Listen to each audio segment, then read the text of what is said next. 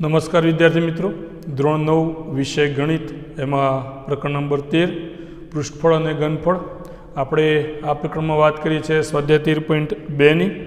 અત્યાર સુધી આપણે એમાં 2 દાખલાઓ જોયા છે. આગળ વધીએ ત્રીજા દાખલા તરફ. જોઈએ આપણો પ્રશ્ન શું છે પહેલાં સમજી લઈએ અને પછી દાખલા તરફ આગળ વધીએ. તો ધાતુની એક પાઇપ 77 સેન્ટીમીટર લાંબી છે. તેના આડછેદનો અંદરનો વ્યાસ 4 સેન્ટીમીટર અને બહારનો વ્યાસ 4.4 સેન્ટીમીટર છે. જુઓ આકૃતિ 13.11. એટલે આપણે અહીં આગળ એક આકૃતિ આપેલી છે, બરાબર. તો પહેલો પ્રશ્ન છે તેની અંદરની વક્ર સપાટીનું ક્ષેત્રફળ. બીજો પ્રશ્ન તેની બહારની વક્ર સપાટીનું ક્ષેત્રફળ. અને ત્રીજો પ્રશ્ન તેનું કુલ પૃષ્ઠફળ એ આપણે શોધવાનું છે. તો સમજી લઈએ પહેલાં કે આપણો પ્રશ્ન શું છે. આપણને પ્રશ્ન આપણો પ્રશ્ન નંબર સ્વાધ્યાય 13.2 પ્રશ્ન નંબર 3.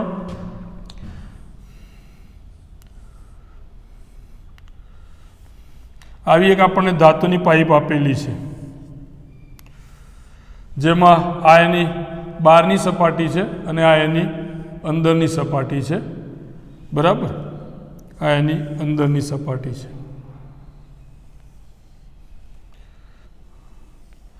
આપણે આ રીતે અલગ અલગ એટલા માટે દોરીએ છીએ કારણ કે અંદરનો વ્યાસ અલગ છે અને બહારનો વ્યાસ અલગ છે, બરાબર. અંદર કુલ આની જે ઊંચાઈ છે, એક પાઇપ 77 સેન્ટીમીટર લાંબી, એટલે આજે પાઇપની લંબાઈ કે જેને આપણે ઊંચાઈ કહીએ, બરાબર. તો કે અહીં h ઊંચાઈ અથવા તો લંબાઈ એ કેટલી આપેલી છે? 77 સેન્ટીમીટર. 77 સેન્ટીમીટર. ત્યાર પછી, બરાબર, અંદરનો વ્યાસ 4 સેન્ટીમીટર એટલે કે સ્મોલ ડી એટલે કે વ્યાસ, ડાયામીટર એ આપેલો છે 4 સેન્ટીમીટર. હવે વ્યાસ 4 સેન્ટીમીટર હોય તો ત્રિજ્યા કેટલી થાય? એનાથી અડધી, તો કે r બરાબર 2 સેન્ટીમીટર એ આપેલું છે. ત્યાર પછી બહારનો વ્યાસ એટલે જે બહારનો ભાગ આવ્યો એટલે કે આ આપણું જો કેન્દ્ર લઈએ વર્તુળનું, તો કે અંદરની જે ત્રિજ્યા છે એ મારી 2 સેન્ટીમીટર છે અને બહારનો વ્યાસ એને હું કેપિટલ ડી વડે બતાવું તો એ આપણને આપેલો છે 4.4 સેન્ટીમીટર. 4.4 સેન્ટીમીટર.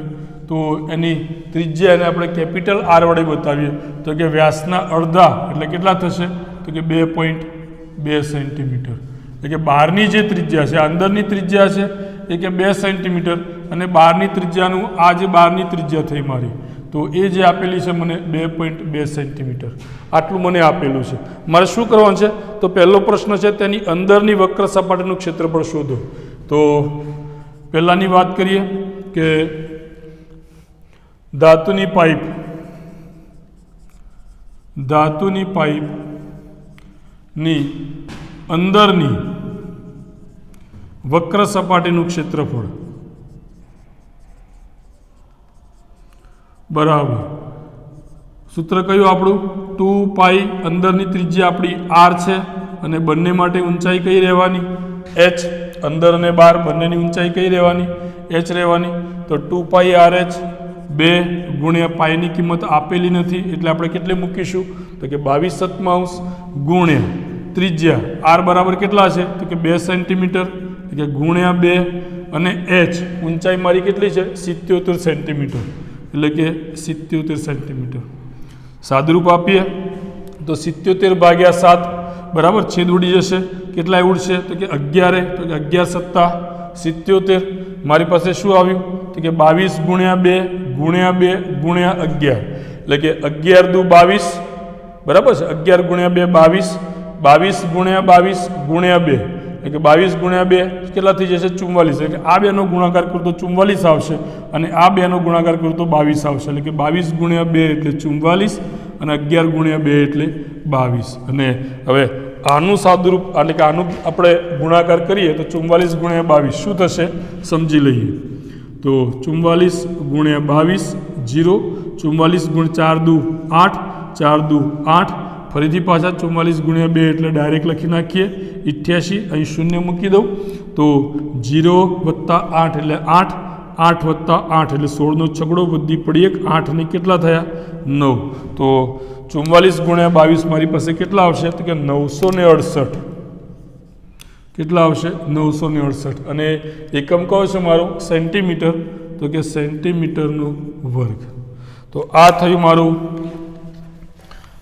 પહેલા પ્રશ્નનો જવાબ એટલે કે ધાતુની પાઇપની અંદરની વક્ર સપાટીનું ક્ષેત્રફળ કેટલું આવ્યું? 968 સેન્ટીમીટરનો વર્ગ. ત્યાર પછી બીજા પ્રશ્ન તરફ આગળ વધીએ. બીજો પ્રશ્ન મારો કયો છે એ જોઈએ. તો બીજો પ્રશ્ન મારો તેની બહારની વક્ર સપાટીનું ક્ષેત્રફળ.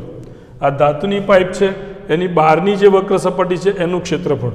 તો એ શોધીએ હવે. તો કે ધાતુની પાઇપની બરાબર છે બહારની વક્ર સપાટીનું ક્ષેત્રફળ બરાબર 2π અને બહારની જે ત્રિજ્યા છે આપણે કેટલી લીધેલી છે? Capital R. તો કેપિટલ R ગુણ્યા H 2πRH. તો કિંમતો મૂકી દઈએ. 2 ગુણ્યા પાઈ એટલે 22/7 ગુણ્યા R. ત્રિજ્યા મારી કેટલી છે? 2.2. 2.2 એટલે 22/10 લખી શકાય. બરાબર છે 2.2. 2.2 એટલે કેટલા લખાય? તો કે 22/10 સેન્ટીમીટર. તો હું ડાયરેક્ટ લખું છું 22/10 સેન્ટીમીટર. અને ઊંચાઈ કેટલી છે મારી? 77 સેન્ટીમીટર. ઊંચાઈ 77. તો ફરીથી 7 અને 77 છેદ ઉડી જશે. તો કે 11 + 77. હવે શું આવ્યું મારી પાસે? 2 ગુણ્યા 22 ગુણ્યા 22 ગુણ્યા 11 એટલે 22 ગુણ્યા 2 44. એટલે સૌથી પહેલાં આપણે લખીએ 44 ગુણ્યા કેટલા છે? 22. તો 44 ગુણ્યા 22 કરીએ કેટલા આવે છે જોઈએ આપણે. તો 44 ગુણ્યા 2 88. ફરીથી 44 ગુણ્યા 2 88. 8 8 8 16નો છગડો વધી પડી 1 8 અને 1 9 968 ગુણ્યા કેટલા છે? 11. તો કે ગુણ્યા 11 કરીએ તો 0. 968 ગુણ્યા 1 એટલે 968 જ આવવાના. ફરીથી પાછા 968 ગુણ્યા 1 એટલે કે 968. અહીં શૂન્ય મૂકી દઉં. તો કે 8 8 ને 6 14નો ચોગડો વધી પડી 1 9 ને 1 10 ને 6 16નો છગડો વધી પડી 1 9 ને 1 10. એટલે મારી પાસે આવે છે 10 648. તો લખીએ આપણે આ બધાનો ગુણાકાર આવે છે 10 648 અને છેદમાં કેટલા છે? 10. તો કે ભાગ્યા 10. તો શું આવશે જવાબ?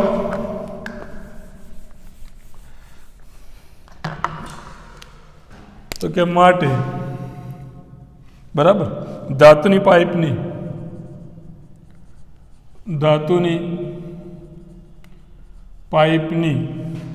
બહારની વક્ર સપાટી અને એનું ક્ષેત્રફળ બરાબર કેટલું થશે?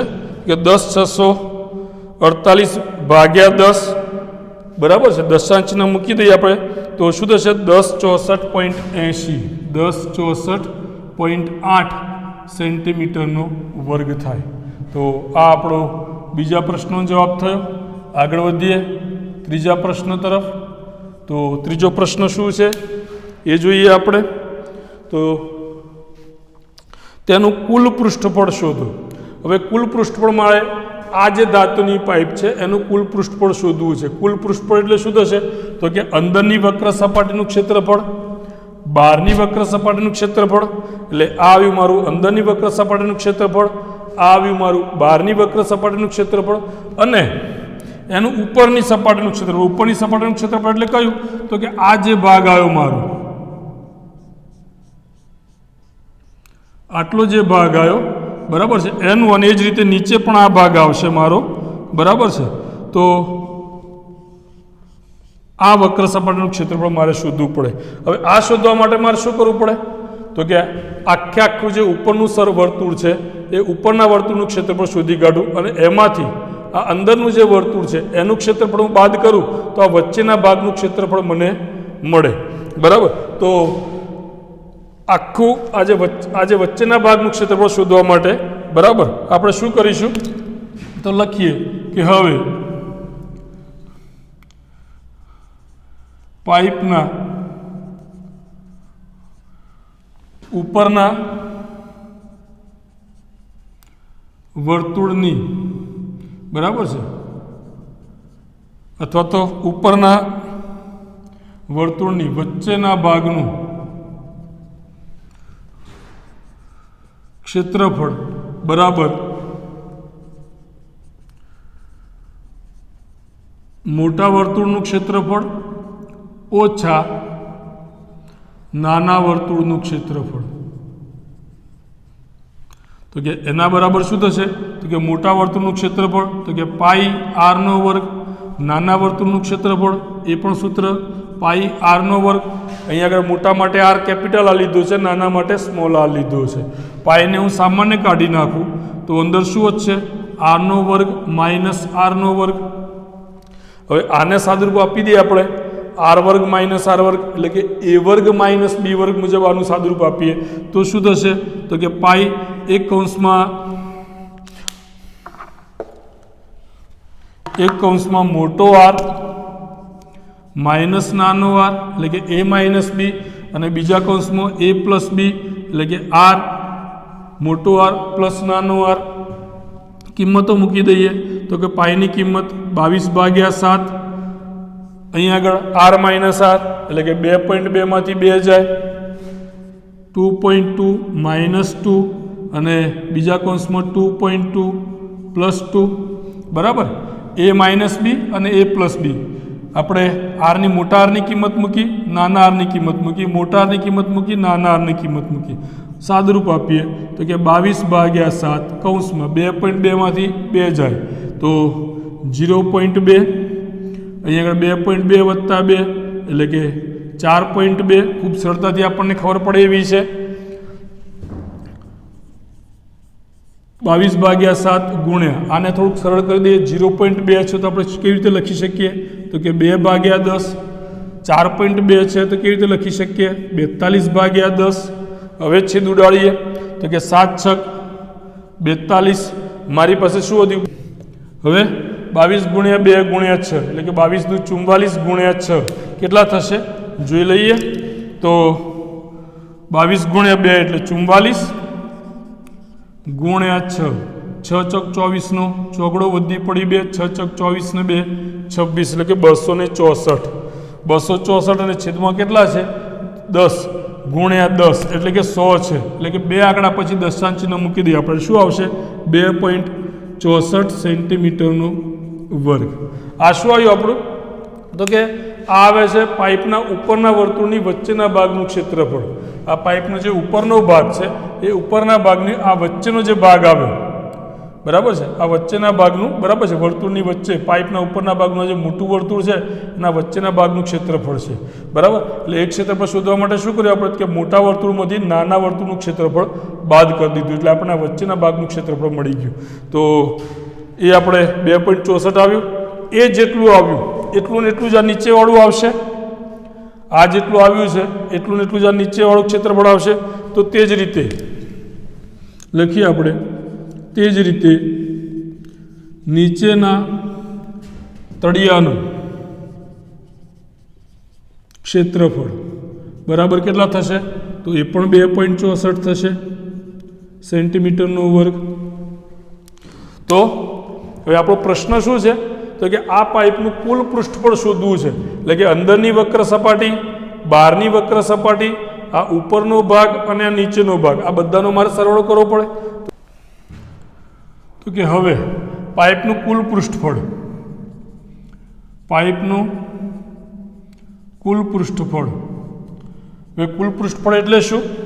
તો અંદરની વક્ર સપાટીનું ક્ષેત્રફળ, બહારની વક્ર સપાટીનું ક્ષેત્રફળ, ઉપરના ભાગનું ક્ષેત્રફળ અને નીચેને તળિયાનું ક્ષેત્રફળ. તો બધાનો સરવાળો કરી દઈએ. તો કે અંદરની વક્ર સપાટી એનું ક્ષેત્રફળ વત્તા બહારની વક્ર સપાટી એનું ક્ષેત્રફળ વત્તા આ ઉપરનો જે ભાગ આવ્યો બરાબર છે, ઉપરના ભાગનું ક્ષેત્રફળ વત્તા નીચેના તળિયાનું ક્ષેત્રફળ. અને આ બધાનો જો સરવાળો કરીએ આપણે તો એ શું છે? અંદરની વક્ર સપાટી તો કે 968, બહારની વક્ર સપાટી આપણી પાસે કેટલી આવી? તો કે 1064.8, આ કેટલું આવ્યું તો કે ઉપરનું તળિયું 2.64 અને એટલું ને એટલું જ નીચેનું તળિયું એ પણ કેટલું છે 2.64. બધાનો સરવાળો કરીએ, બાજુમાં સરવાળો કરી દઈએ તો શું થશે તો કે 968. પછી અહીં 0 મૂકી દઈએ તો કે 1064.8 એટલે અહીંયા આગળ હું 0 મૂકી દઉં. 2.64 એટલે આ 0 0 કરી દઉં, ફરીથી પાછા 2.64. બધાનો સરળ તો 4 ને 4 8, 8 ને 6 બરાબર. તો 6 ને 6 12 ને 8 20 ની 0 વધી પડી 2, 8 ને 2 10 ને 4 14, 14 ને 2 16, 16 ને 2 18 નો આઠડો વધી પડી 1, 6 ને 6 12 ને 1 13 નો તગડો વધી પડી 1, 9 ને 1 10 ની 0 વધી પડી 1, 1 અને 1 2 એટલે કે 2038.08. શું આવે છે મારી પાસે જવાબ 2038.08 સેન્ટીમીટરનો વર્ગ. આ શું આવ્યું તો કે આ જે પાઇપ હતી એ પાઇપનું કુલ પૃષ્ઠફળ, આપણી પાસે જે પાઇપ હતી આ પાઇપનું કુલ પૃષ્ઠફળ ફરીથી સમજી લેજો મિત્રો. અંદરની વક્ર સપાટી, ત્યાર પછી બહારની વક્ર સપાટી, ઉપરનો ભાગ એટલે આ ભાગ તો પાઇપનો ભાગ છે, ખુલ્લો ભાગ છે. તો આપણી સપાટી કઈ આવશે? માત્ર આ સપાટી આવશે બરાબર. એટલે મોટા વર્તુળમાંથી આપણે નાનું વર્તુળ બાદ કર્યું. મોટા વર્તુળ એટલે કે એનું ક્ષેત્રફળ, મોટા વર્તુળના ક્ષેત્રફળમાંથી નાના વર્તુળના ક્ષેત્રફળને બાદ કર્યું એટલે આપણને આ જે બાકીનો જે ભાગ હતો એનું ક્ષેત્રફળ મળી ગયું. એ જ રીતે એ જ ક્ષેત્રફળ આવશે મારું નીચેનું તળિયાનું ક્ષેત્રફળ. એટલે એ બધાનો સરળો કરી દીધો એટલે મને શું મળ્યું તો કે આ જે આખી પાઇપ છે એનું કુલ પૃષ્ઠફળ મળ્યું ને કેટલું થાય છે 2038.08 સેન્ટીમીટરનો વર્ગ. તો આ આપણો દાખલા નંબર 3 છે મિત્રો. હવે મિત્રો ચોથો દાખલો આપણો 120 સેન્ટીમીટર લંબાઈવાળા રોલરનો વ્યાસ 84 સેન્ટીમીટર છે. જો રમતના મેદાનને સમતલ બનાવવા માટે રોલરને 500 આંટા મારવા પડે તો રમતના મેદાનનું ક્ષેત્રફળ કેટલા ચોરસ મીટર હશે? આપણને રોલર આપેલો છે 120 સેન્ટીમીટર લંબાઈ અને 84 સેન્ટીમીટર વ્યાસવાળો. ધારો કે આપણી પાસે આવો કોઈક રોલર છે,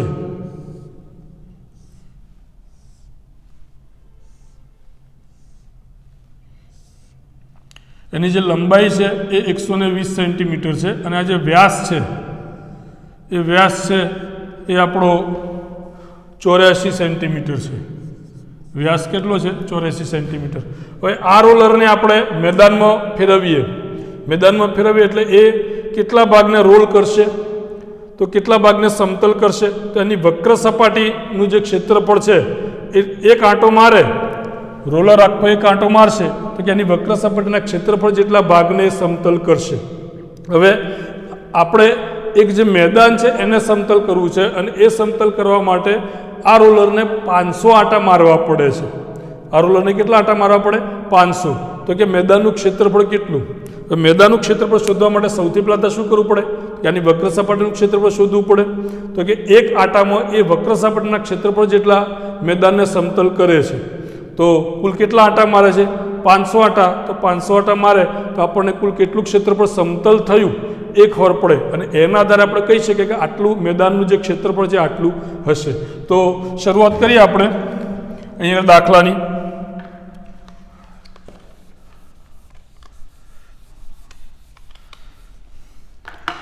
કે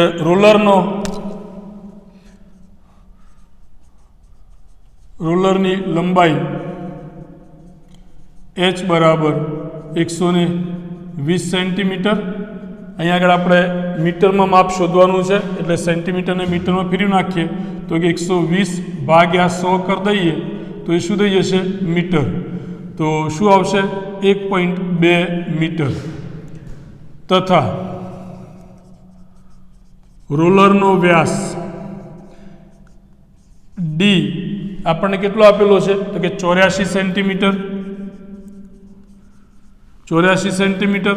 તો માટે એની ત્રિજ્યા કેટલી થશે? r. તો કે વ્યાસ કરતાં અડધી એટલે 84ના અડધા કેટલા થશે તો કે 42 સેન્ટીમીટર. એને પણ આપણે મીટરમાં ફેરવી નાખીએ તો કે 42 ભાગ્યા 100 સેન્ટીમીટર. તો એ શું થશે આપણી ત્રિજ્યા? r બરાબર 0.42 મીટર. સોરી અહીં મીટર આવશે, બરાબર. તો 0.42 મીટર આ શું થઈ આપણી ત્રિજ્યા. તો કે માટે રોલરની વક્ર સપાટીનું ક્ષેત્રફળ બરાબર આપણું સૂત્ર કયું છે તો કે 2πr/h. 2 પાઈની કિંમત આપેલી નથી એટલે કેટલી મૂકીશું આપણે 22/7 ગુણ્યા r કેટલા છે 0.42. 0.42 એટલે આપણે કયા સ્વરૂપમાં લખીશું, આ સ્વરૂપમાં લખીશું 42/100 ગુણ્યા h. h એટલે કેટલા તો કે 1.2 મીટર. 1.2 મીટર એટલે આપણે કેટલા લખીશું તો કે 12/10, બરાબર. તો આનું સાદુરૂપ આપણે આપીએ તો શું આવશે તો કે 7 છક 42, 6 ભાગ ચાલશે, બરાબર. છેદ ઉડી જશે અને આપણી પાસે શું રહેશે તો કે 12 છક, બરાબર. 12 ગુણ્યા 6 ગુણ્યા 22 ગુણ્યા 2 અથવા તો 22 ગુણ્યા 2 ગુણ્યા 6 કરીએ અને પછી ગુણ્યા 12 કરી દઈએ. ચલો તો 22 ગુણ્યા 2 44, 44 ગુણ્યા 6 કેટલા આવે છે જોઈએ તો કે 6 ચોક 24 નો ચોગડો વધી પડી 2, 6 ચોક 24 ને 2 26, 264 ગુણ્યા 12 કરી દઈએ તો ગુણ્યા 12 એટલે કે 0, 4 એકા 4, 6 એકા 6 અને 2 એકા 2, 4 દુ 8, 6 દુ 12 નો બગડો વધી પડી 1, 2 2 4 ને 5, 8, 4 ને 2 6, 6 ને 5 11 નો એકડો વધી પડી 1, 2 ને 1 3 એટલે 3 1 6 8. આપણી પાસે કેટલા આવ્યા આ બધાનો ગુણાકાર ઉપરની જે સંખ્યાઓ છે 2 ગુણ્યા 22 એટલે કે 44, 44 ગુણ્યા 6 કે 264, 264 ગુણ્યા 12 તો 31 68 અને છેદમાં કેટલા છે 100 ગુણ્યા 10 એટલે કે 1000 છે. તો છેદમાં 1000 એટલે આપણે કેટલા લખીશું 3.168 મીટરનો વર્ગ. આ શું આવ્યું તો કે રોલરની વક્ર સપાટીનું ક્ષેત્રફળ એટલે કે રોલર એક વખત ફરે, એક આંટો મારે તો 3.168 મીટરના વર્ગ જેટલી જમીન સમતલ કરે. હવે આવા કુલ કેટલા આંટા મારે છે તો કે 500 આંટા, બરાબર. તો એ લખીએ આપણે તો કે હવે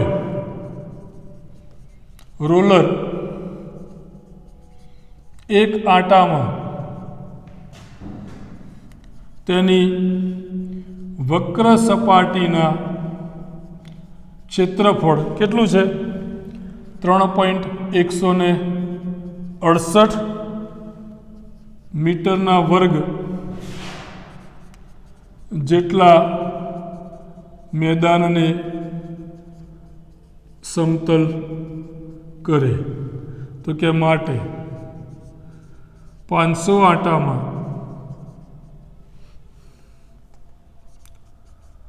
રોલર દ્વારા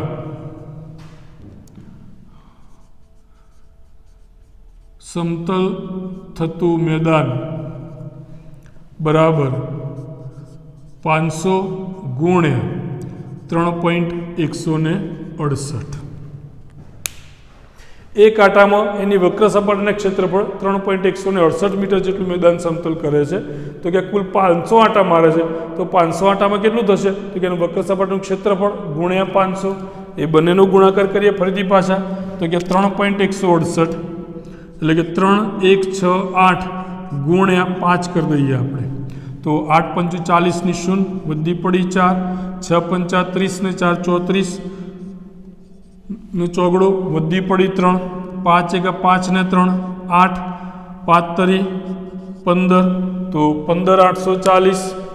આપણી પાસે શું આવશે જવાબ તો કે 15840, 15840. હવે 2 0 5 લીધા હતા આપણે, આ 2 0 ગણ્યા નહોતા એટલે એ 2 0 મૂકી દઈએ અને નીચે આ 3 દશાંશ ચિહ્ન પછીના 3 આંકડા આપણે કાપ્યા હતા એટલે નીચે આપણે એકડા પછી 3 શૂન્ય મૂકી દઈએ તો મારા આ 3 શૂન્ય અને આ 3 શૂન્ય જતા રહેશે. જવાબ શું આવશે 1584 અને મીટરનો વર્ગ.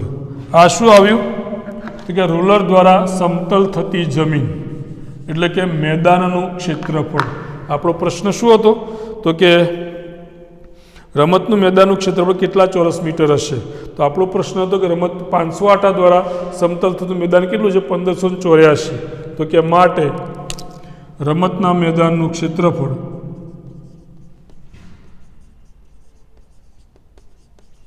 ક્ષેત્રફળ 1584 મીટર વર્ગ જેટલું હશે.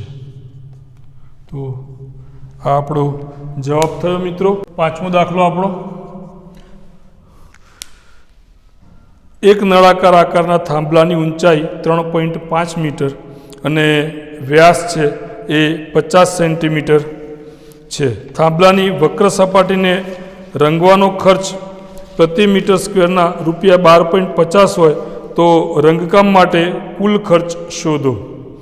હવે આપણને એક નળાકાર થાંભલો આપેલો છે, એની ઊંચાઈ છે 3.5 મીટર અને વ્યાસ છે 50 મીટર છે. થાંભલાની વક્ર સપાટીને આપણે રંગવાની છે.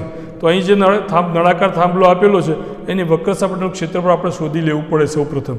તો શરૂઆત કરીએ દાખલાની કે થાંભલાની ઊંચાઈ h બરાબર કેટલી આપેલી છે આપણને? તો કે 3.5 મીટર 3.5 મીટર અને વ્યાસ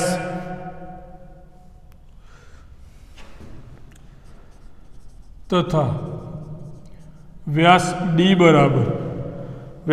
બરાબર છે 50 સેન્ટીમીટર. હવે વ્યાસ d બરાબર 50 સેન્ટીમીટર તો કે માટે ત્રિજ્યા r બરાબર કેટલા? તો કે એના અડધા 25 સેન્ટીમીટર. પણ અહીંયા આગળ આપણે માપ શેમાં શોધવાનું છે? તો આ મીટરમાં આપેલું છે, આ મારું સેન્ટીમીટરમાં આપેલું છે. અને મને જે પ્રશ્ન કરેલો છે એ થાંભલાની વક્ર સપાટીને રંગવાનો ખર્ચ પ્રતિ મીટર સ્ક્વેર, એટલે ભાવ જે મને આપ્યો છે પ્રતિ મીટરનો આપ્યો છે. એટલે મારે એ વક્ર સપાટીનું ક્ષેત્રફળ શોધવું પડશે, એ મીટર સ્ક્વેરમાં શોધવું પડશે. એટલે સેન્ટીમીટર છે તો એને મીટરમાં ફેરવી નાખીએ તો શું કરવું પડે? મારે 100 વડે ભાગવા પડે. તો કે મીટર થઈ ગયું. તો r બરાબર કેટલા થશે? કે 0.25 મીટર. માટે થાંભલાની વક્ર સપાટીનું ક્ષેત્રફળ બરાબર સૂત્ર કયું આપણું? 2πrh. બરાબર. મારી પાસે ત્રિજ્યા પણ છે અને ઊંચાઈ પણ છે. કિંમતો મૂકી દઈએ તો 2 ગુણ્યા પાઈની કિંમત કેટલી લઈશું? 22/7. ત્રિજ્યા મારી તો કે 25/100 સ્વરૂપમાં લખીશું. 0.25 એટલે કેટલા? કે 25/100 અને ઊંચાઈ h બરાબર 35. તો કે 35/10. 3.5 છે પણ આપણે લખીશું કેવી રીતે? 35/10, જેથી કરીને આપણે સરળતાથી સાદરૂપ આપી શકીએ. તો 7×5 = 35, છેદ ઉડી જશે. બાકીની જે સંખ્યા વધી એનો ગુણાકાર કરી નાખીએ તો 22×2 = 44. સીધો જવાબ લખીએ આપણે 22×2 = 44 અને 25×5 = 125. એટલે 125×44 કરીએ આપણે. બરાબર. 25×5 કેટલા થશે? તો 125 અને 22×2 = 44. 125×44 કરીએ તો કે 0, 4×5 = 20, વધી પડી 2, 4×2 = 8 ને 2 10 0, વધી પડી 1, 4×1 = 4 ને 1 5. 4×5 = 20, ફરીથી પાછા એની 0, વધી પડી 2, 4×2 = 8 ને 2 10 0, વધી પડી 1, 4×1 = 4 ને 1 5. તો કે 0 0 5 5. તો મારી પાસે જવાબ આવે છે 5500 અને છેદમાં શું આવશે? 100×10 એટલે કે 1000. બરાબર. તો આ 2 0 જતા રહે, 2 0 જતા રહે. 55/10 એટલે કે 5.5 મીટરનો વર્ગ. આ શું આવ્યું? તો કે થાંભલાની વક્ર સપાટીનું ક્ષેત્રફળ. આપણો પ્રશ્ન શું છે? તો કે આ થાંભલાને રંગકામ કરવાનો જે ખર્ચ છે એ પ્રતિ મીટર ₹12.50 છે. તો કુલ આની વક્ર સપાટીને રંગવાનો ખર્ચ કેટલો થાય એ આપણે શોધવાનો છે. બરાબર. તો લખીએ આપણે કે હવે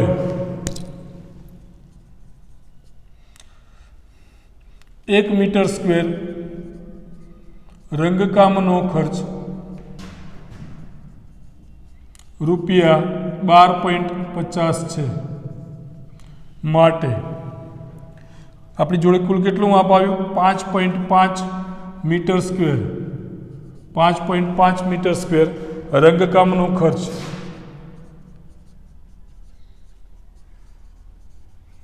બરાબર શું થશે? તો કે 5.5 ગુણ્યા 12.50, તો કે 55 ભાગ્યા 10 ગુણ્યા 1250 અથવા તો 125 ભાગ્યા 10 અથવા 1250 કરો તો ભાગ્યા 100 લખાય. બરાબર, એટલે 125 ગુણ્યા 55 કરી દઈએ. શું આવે છે જોઈએ આપણે. 125 ગુણ્યા 55